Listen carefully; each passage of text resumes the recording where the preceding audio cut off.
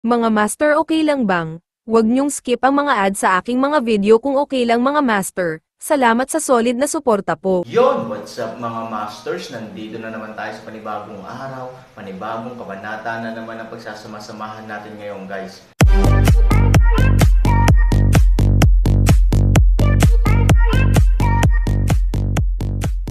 Bali mga masters, kung bago ka pa lang po sa aking YouTube channel, please click the subscribe button, lalong-lalo na po yung notification bell guys, para maging connected pa rin tayo sa isa't isa at maging updated kayo sa mga susunod ko pang video. Bali mga masters, bago natin umpisahan ng kwento ay mag-shoutout po muna tayo para sa mga solid nating tagapakinig. Shout out kay One Piece PH at shout out kay Bunso Picayo. Yun na nga mga masters, no? Bali hindi na ito patagalin. In 3, 2, 1, let's go! Hindi na kailangang maghabol, sabi ni Han Sanchen.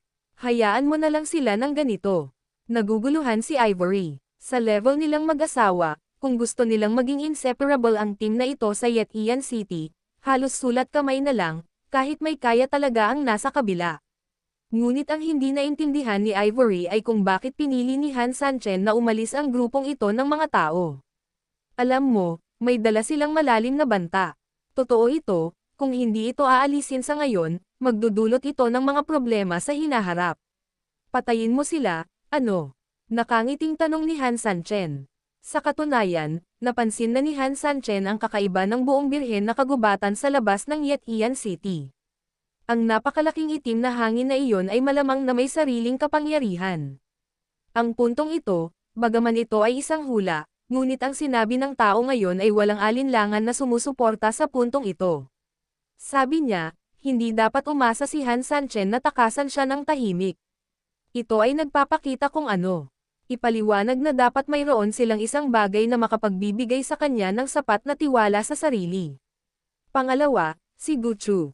Oo, nang makilala siya ni Guchu sa unang pagkakataon, nang kinidnap niya ang kanyang sarili, paulit-ulit niyang binabanggit ang isang pangungusap, iyon ang panuntunan dito. Sa kakayahan at katalinuhan ni Guchu, sa katunayan, makikita ito sa follow-up treatment ni Han Sanchen. Ayaw niyang masaktan si Han Sanchen. Gayunpaman, wala siyang pagpipilian. Kakaiba ang itinuturo dito, dahil kung ikaw ay isang sikat na tao sa kapitbahayan, kung ikaw ay makatagpo ng isang maliit na tao, hindi ba dapat mong harapin ito ng basta-basta? Ngunit sa kasamaang palad, hindi ito kinaya ni Guchu. Ito ay nagpapakita na ang kapangyarihan sa likod nito ay napakalaki na walang sino man ang manggahas na labagin ito. Pagkatapos ay mayroong mga detalye. Sa mga tuntunin ng mga detalye, ang grupo ng mga ito ay nasa labas ng primeval forest, halos desyerto. Sa katunayan, ang pinakamahusay na pagpipilian para sa kompromiso ni Guchu ay ang hindi direktang itali ang kanyang sarili, o kahit na kumuha ng sariling bulsa at sabihin na ito ang kanyang pagtubos para sa kanya, pera. Sa paghusga mula sa follow-up ng pagtrato ni Guchu sa kanyang sarili, magagawa niya talaga ito, at ito pa nga ang pinakamagandang pagpipilian. Pero hindi niya ginawa. Ano ang ibig sabihin nito? Just to clarify, binabantayan sila sa lahat ng maaring gawin nila along the way. Walang sumunod sa amin sa daan, so, ibig mong sabihin, nagkakagulo ang mga kakaibang aura na yan. Sabi ni Ivory. Tumanggo si Han Sanchen, I guess ang itim na hangin dito ay kumpara sa Chanmo Castle. Bagamat ang ilan sa kanila ay iba, ang ilan sa kanila ay pareho. Lahat sila ay dapat na bahagi ng kanilang sariling enerhiya o katawan. Naunawaan ni Ivory ang kahulugan ni Han Sanchen, sa ganitong paraan, ang ibig sabihin ng napakalaking primeval forest ay maaaring may nakatago na malaking ugat ng dragon. Kung ito ang kaso, gaano kalaki ang kapangyarihan ng manipulator sa likod nito? Ito ay halos nagpaparamdam sa mga tao ng labis na desperado kapag naiisip nila ito. Kung tutusin, kahit na ang mga lalaking nakaitim sa Chanmo Castle ay sumasakop lamang sa ganoong lugar sa underground Dragon City sa Chanmo Castle, dapat aminin na ang grupong ito ng mga tao ay lumikha ng isang malaking kapangyarihan para sa Han Sanchen, magulo. Ngunit ang primeval forest ngayon sa labas ng Yetian City ay isang pag-iral na maraming beses na mas malaki kaysa sa Chanmo Castle. Gaano kalakas ang gayong kaaway? Hindi alam ni Han Sanchen, at hindi man lang naglakas loob na isipin ito, ngunit malamang na nasa tapat niya ito. I don't know, but what should come will always come. I think, since iba na ang gumawa ng arrangement, we should obediently listen to others. Sabi ni Han Sanchen. Ngayong hindi malinaw ang sitwasyon, natural na ang pinakaligtas na patakaran ay tumugon sa lahat ng pagbabago ng walang pagbabago. Kaugnay nito, walang ibang pagpipilian si Han Sanchen. Okay, papakinggan kita. Tumanggaw si Ivory at hindi piniling ituloy. Matapos ganap na umalis ang grupo ng mga tao, nabawi ni Han Sanchen ang kanyang kalmado, at pagkatapos, sinulyapan niya ang lahat ng naruroon, lahat, tapos na ang palabas, tayo na. Noon lamang nakabawi ang lahat sa kanilang pagkagulat. Lumapit si Han Sanchen sa harapan ni Guchu, at pagkatapos ay sinabing nakangiti, Young Master Go, hindi ko alam kung kamusta ang performance ngayon. Bumalik din sa katinoan si Guchu sa oras na ito, at mabilis na ngumiti, ang paggalaw ni Han Daxia ay natural na parang lumilipad na engkanto mula sa langit, napakabangis, sulit ang mga mata ni Gumo. Okay, dahil nasiyahan si Mr. Go. Kaya gusto kong magtanong, pwede ba si Huang Rong sa mga kamay ni Mr. Gu? Bahagyang ngumiti si Han Sanchen at tumingin kay Guchu. Nag-isip sandali si Guchu, pagkatapos ay tumingin kay Luo Jin na nasa tabi niya, at pagkatapos ay dahan-dahan niyang ibinuka ang kanyang bibig. Namumukod tangi ang mga kakayahan ni Han Daxia, kaya natural na naiingit siya sa iba, ngunit si Huang Rong ay pare-parehong mahalaga sa pamilya ni Go. Sa makatuwid, ang deal na ito ay mahirap para kay Go. Pagkaraang bumagsak ang mga salita, bahagyang yumuko si Guchu sa kanyang katawan at gumawa ng mababang postura. Kumunat ang noo ni Han Sanchen. Malinaw, ang sagot na ito ay medyo hindi inaasahan. Hindi payag si Gu Gangzi. Tanong ulit ni Han Sanchen. Bilang kapalit ng mga kasanayan sa antas ng Diyos ni Huang Rong, si Guchu ay malinaw na naantig sa oras bago ito, at ang lahat ay isang hakbang lamang ang layo mula sa proseso ng pag-verify ng mga kasanayan, at ito ay karaniwang isang katiyakan. Ngunit hindi maintindihan ni Han Sanchen kung bakit pinili ni Guchu na tumanggi sa napakaikling panahon. Siya ay labis na interesado, at sa parehong oras, bilang isang tao, hindi niya dapat saktan ang kanyang sarili para kay Huang Rong. Han Daxia, dahil ayaw ng malungkot na anak, hayaan mo akong makita si Mr. Zuang, sadyang iniba ni Luo Jin ang usapan sa oras na ito.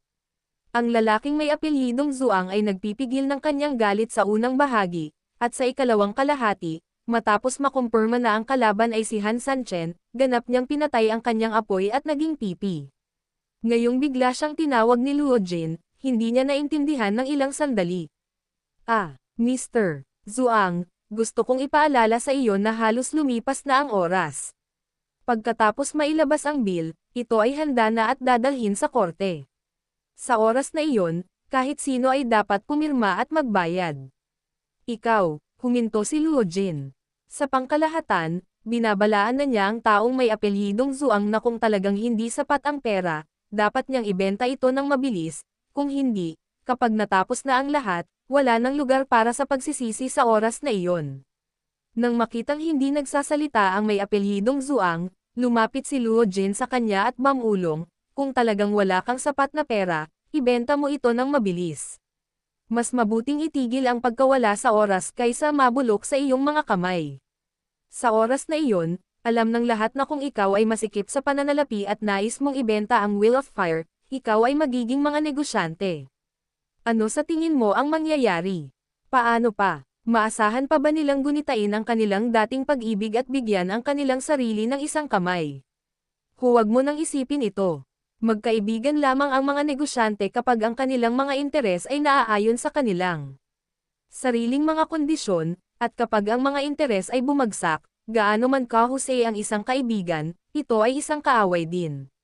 Sa pagkakataong iyon, sasamantalahin na lang nila ang pagkakataong mababawasan ang presyo, para malugi sila hanggang sa puntong wala na silang pantalon. Sa makatuwid, ang pagbebenta kay Han Sanchen ngayon ay talagang ang tanging paraan upang ihinto ang mga pagkalugi bago ang dead end. Sa pag-iisip nito, hindi niya sinasadyang tumingin kay Han Sanchen. Gusto ko siyang parusahan, pero hindi ko inaasahan na sa huli, ako pala ang pinagsamahan niya. Nagngangalit ang kanyang mga ngipin, tumanggo ang apelyidong Zuang, tumalikod at hindi nagsalita. Ngumiti si Han Sanchen. Malinaw, ang taong pinangalan ng Zhuang ay pumayag na magpalit ng kamay. Ito ay normal at matagal nang inaasahan ni Han Sanchen. Okay, everyone, let's all disperse for the time being. The bill sa accounting office has basically been drawn up. Next, all guests, please follow me to the accounting office to sign and pick up the goods. Sabi ni Luo Jin. Tumango ang lahat, at marami rin ang nagsisiyalisan ng sama ng loob. Bago umalis, halos lahat sila ay tumingin kay Han Sanchen ng ilang beses. Obviously, medyo hindi pa rin kasiya siya ang sitwasyon ngayon. Gayunpaman, itinaboy na ng Luo City Lord ang mga bisita, at tila mananatili si Han Sanchen sa lungsod para sa isa pang 3 araw. Hindi pa talaga nagsisimula ang comeback drama ng envoy, at masunurin lang ang lahat makaalis. Sa panig ni Han Sanchen, pagdating sa accounting room, sinimulan niyang palitan ang lahat ng mga bagay na nakuhanan niya ng larawan. Dahil sa mahigit 10 bilyong pagkonsumo ng Wheel of Fire, at sa pagkonsumo ng mga naunang binili ni Han Sanchen, ang Golden City na ninakawan mula sa Chanmo Castle ay halos natupok ng Han Sanchen. Kabilang sa mga ito, ang mga kayamanan ng 4 na dragon ay ganap ding natangay, at maging si Han Sanchen ay nawalan ng ilang ginto na orihinal na nilayon na ipaubaya sa hukbo ng polar bear upang gumawa ng golden armor. Gayunpaman, kahit na ang pera ay napakasakit, ang mga bagay na binili ay talagang karapat-dapat sa kaligayahan ni Han Sanchen at ng kanyang asawa.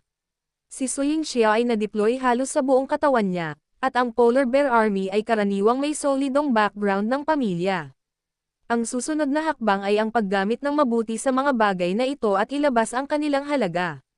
Pagkatapos magpalit ng mga gamit, papalabas na sana si Han Sanchen sa silid ng accountant, ngunit paglabas pa lang niya ng pinto, narinig niya ang sigaw ni City Lord Luo.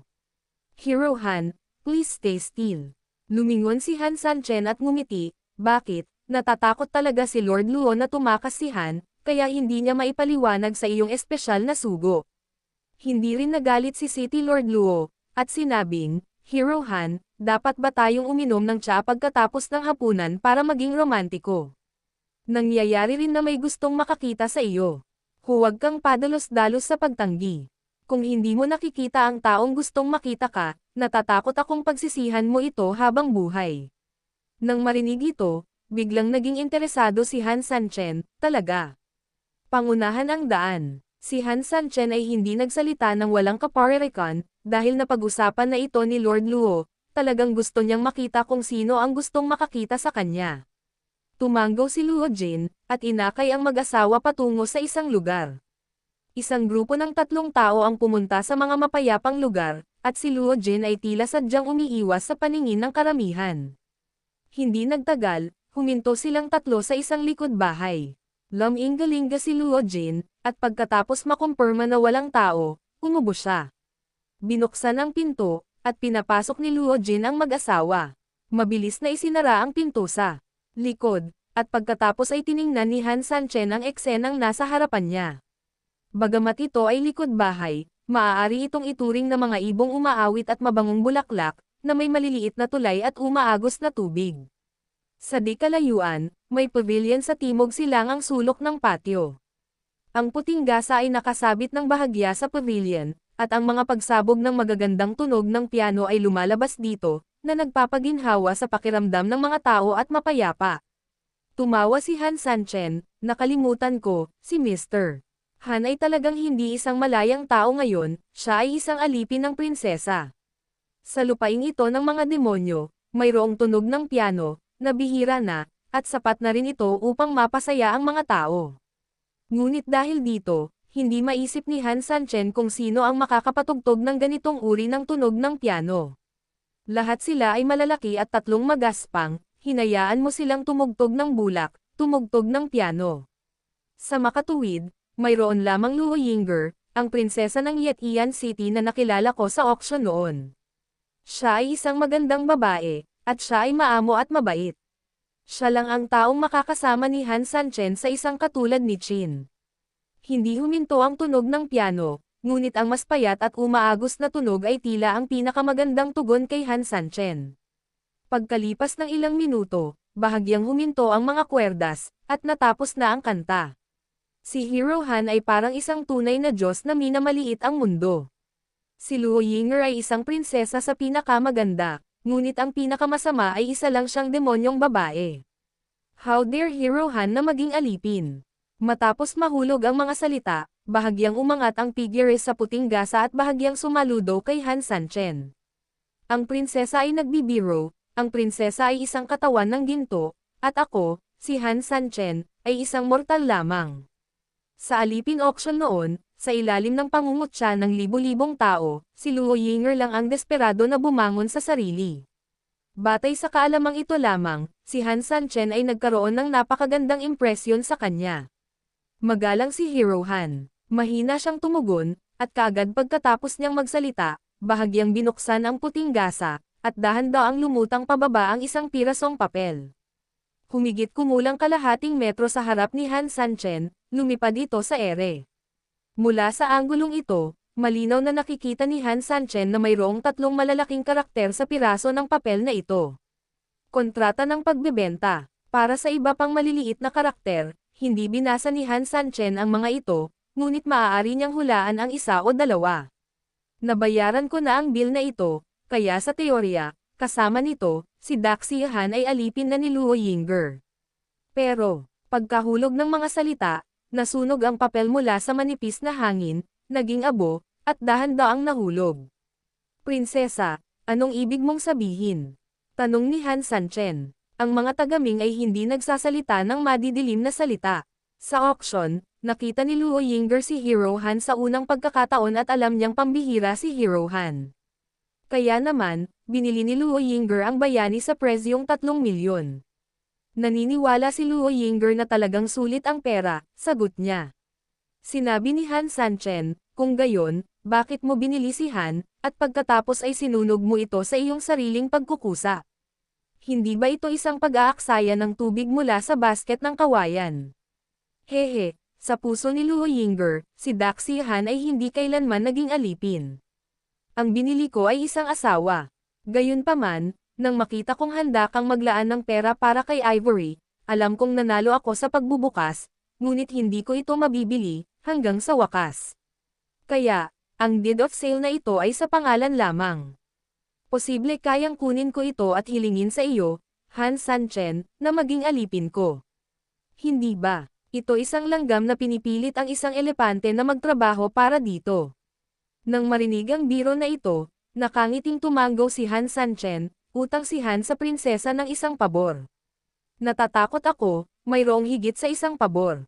Baka nakalimutan ni Hero Han na alipin din ang asawa mo sa simula, at nag-auction ka, kaya ayon sa mga patakaran, kailangan mo rin bang bayaran ang pera? Tumawa ang prinsesa. Napangiti si Han Sanchen, dalawa yan. Okay, then Luo Yinger will be bold and ask Daxi Han to return a favoring. It was so that was a favor of Iksha, lumutang mula sa goz, at pagkatapos ay kusang nagsindi. Si Han Sanchen ng bahagya, Princess, pakisabi sa akin kung may sasabihin ka. Yun na nga mga masters, no? Bali panibagong kabanata na naman yung natapos natin ngayong gabi. Muli, maraming salamat po talaga sa walang sawang suporta po sa aking YouTube channel na talagang inaabangan nyo po ang bawat upload ko po. Bali mga masters, magkita-kita ulit po tayo bukas ng gabi at ngayon po ay magpapaalam po muna tayo. Bali mga masters, bye-bye!